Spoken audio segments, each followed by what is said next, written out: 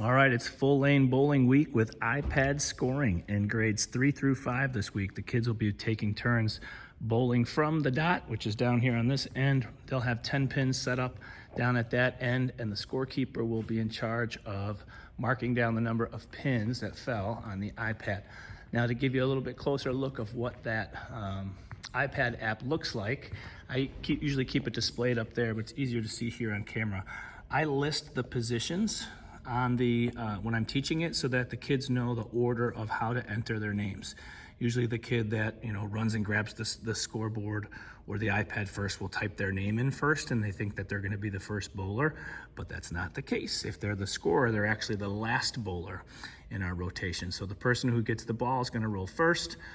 Person listed second is going to be the ball returner. If your name is third in there, you're in charge of pins, and if your name is last in the score order, then you're going to be in charge of the iPad. Now, really simple. When they roll their first one, you just tap that first circle or that first square, and it gives all these little circles with the numbers in it. You just enter the number of pins that fell down. So if they knock 7 pins down, they would get a 7 in that first box. After the second shot, maybe they get a 0. Their turn is over. They got a total of 7 points. It goes to the next person who's in line.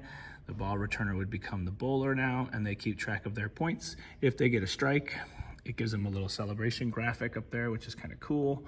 The kids get a chance to see that, and it moves to the next person. Now, kids always wonder, how come I don't have any points? I got 10 pins down. And we teach, you have to wait until the next 2 shots because it'll add 10 plus whatever you get on the next 2 rolls.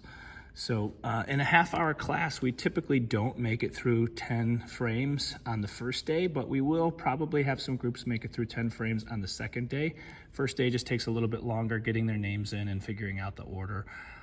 But that's a look at my bowling scorecard app that we're going to be using on the iPads, 3rd, 4th, and 5th grade with full lane bowling.